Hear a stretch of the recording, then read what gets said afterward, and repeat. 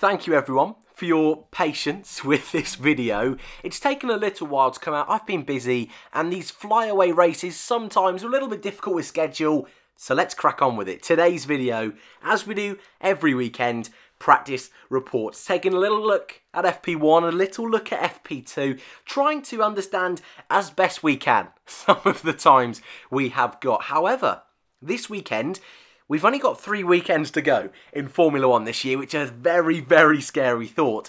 However, this weekend, we have been treated, I say treated, it's not really treated, but we have had the option for the teams to run test tyres for 2020. So some of the times representative in practice today weren't representative at all and were a complete waste of time. But what it allowed is some of the teams to get used to their setups, but also not give away too much of their pace relative to the other teams. So what you will see are some of the big names a little bit lower down in the timings, and perhaps some of them the more unlikely drivers a little bit higher up in the timings, especially in the first practice. Second practice, not so much, but first practice, yeah, there's some bizarre ones.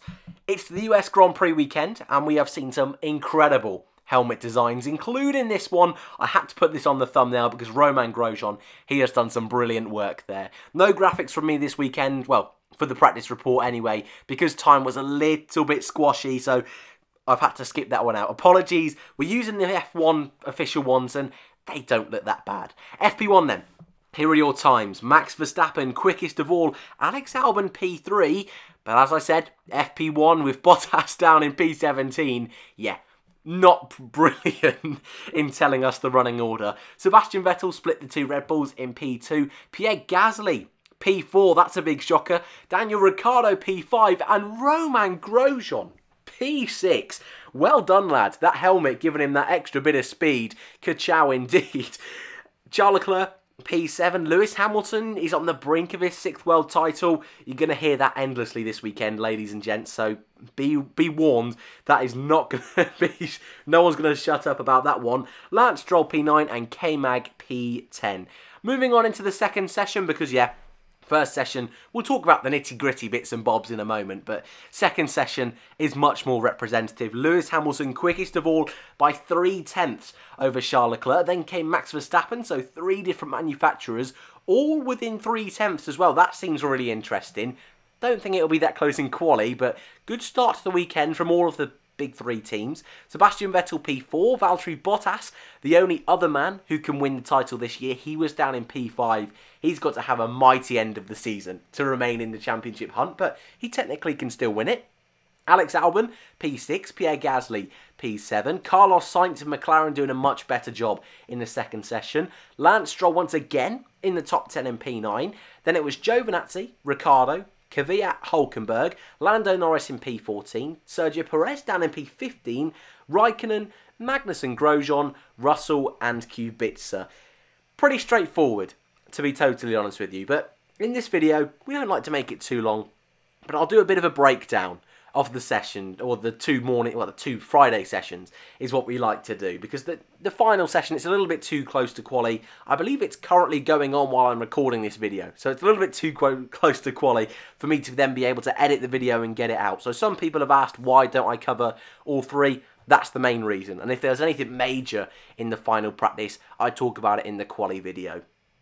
So, first practice, as I mentioned, the big thing was the 2020 tyres. Not only that, we saw quite a few spins, and not only did we see quite a few spins, we saw a very, very, very, very, very bumpy circuit. Something we're not used to at the circuit of the Americas, but because they've not renewed and relayed the surface for so long, it's just become ridiculously bumpy. Going up into turn 1, up the hill, some of those cars, Romain Grosjean in the first session, that thing was like a wibbly wobbly seesaw, all over the place. It was pretty cool to see. But at the same time, you did think to yourself, that's a little bit dangerous, and most of the spins that we saw seemed to be following just a little bump, a little kink, and I don't think the drivers quite saw it. Carlos Sainz had a massive spin through the S section in Sector 1. Romain Grosjean also did in the second practice session. Sainz, although I think he had a bigger spin, he got a little bit lucky in that he was on the right-hand side of the circuit when he spun, and he spun onto the left-hand side. Grosjean was on the right-hand circuit, right-hand side, sorry, and spun to the right and was into the wall, sadly for him. I mean, it's Romain Grosjean. I'll be too surprised. But he hasn't crashed for quite a while, actually, to be fair to him. I don't think he's had a big crash since Silverstone, since leaving the pits, and that was not brilliant. But he's been on a bit of a run, a quiet run, but a bit of a... I'm forgetting Sochi, aren't I? Sochi, that one. Not necessarily his fault, but I think this is the first crash that was his fault since Silverstone in the pit lane. Blimey, almost forgot that one. Good quick thinking there, Dan. Sebastian Vettel had a spin. We're not surprised at that, are we? Danny Kvyat up at turn 1 had a spin. Everyone was spinning. It seems like we have a circuit which is really not playing into the hands of the drivers, making that extra element of, I was going to say danger, but I suppose extra element of uncertainty when they're driving the cars, which always helps for the racing, always makes it that little bit extra spicy. Partner that with the fact that circuit lines and track extensions are being monitored very, very heavily. Can I just say, you just saw it for half a second there, Daniel Ricciardo's helmet this weekend. Another awesome looking one. There's another picture in a moment. I will point it out to you, don't worry. There's some awesome looking designs this weekend. Track limits, a real talking point. You can kind of see it on some of these images. That's not a brilliant one to discuss track limits for, that picture. However, especially the final 2 corners, IndyCar, it was like the corners didn't exist. They were going so wide, ridiculously wide. Practically in another state, they were going that wide. We've already seen in practice, they're really being harsh on this. We saw in IndyCar, there was a crash off the circuit. They're trying to be as clear and as clean cut as they possibly can with these regulations. We also have the named Verstopper, where Max Verstappen a few years back on the final lap overtook Kimi Raikkonen on the inside of the long sweeping right-hander off the circuit. Now there's a little bump called the Verstopper to stop people doing that. But what the FIA and the what do you call them? The direct, what's their name? The stewards. That's it, the stewards, blimey. It's been a long day. The stewards, they are being really cautious. And anyone caught all 4 wheels off those white lines, their time is going to be deleted.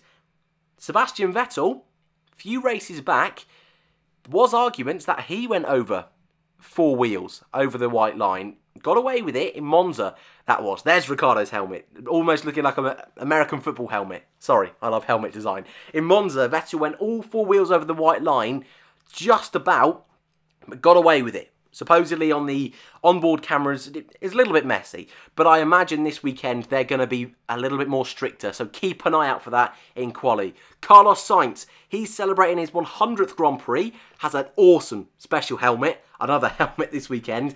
Max Verstappen is also celebrating the 100 Grand Prix. And so is Kevin Magnussen. Verstappen and Sainz started their Formula 1 careers together. Magnussen started a couple of years before.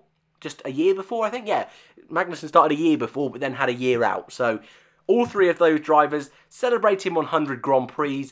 Magnussen, driving for Haas, it's not been going brilliant this year for the team, especially of late. That car seems to have lost a little bit of pace, so I don't think it'll be a brilliant 100th Grand Prix for him. However, you never know what's going to happen in Formula 1.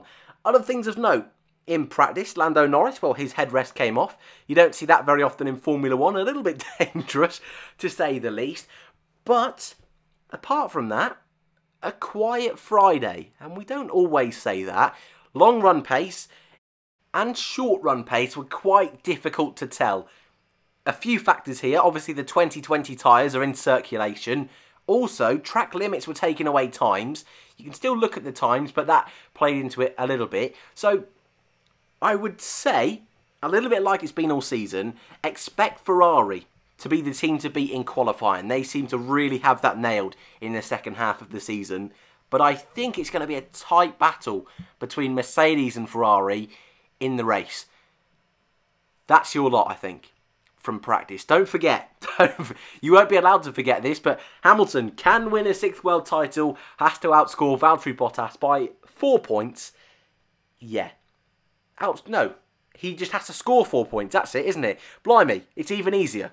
He just has to score 4 points. So an 8th place finish, he's done the job. Valtteri has to win all of the remaining Grand Prix to be within a sniff. I think Hamilton's got it this weekend. But I'd love to know your thoughts in the comments below, your predictions in the comments below. I am very sorry I wasn't able to put in any of your predictions in the end of this week's video. That is usually the case, but again, busy this weekend, busy today, so I will have a look tomorrow at the end of quali, see if any of you got it right. I'll make it up to you that way. Thank you very much for watching. I hope you've enjoyed. I know today was a little bit different than usual, but hey, we'll live. Enjoy quali, everyone, and hopefully I'll see you in the next one.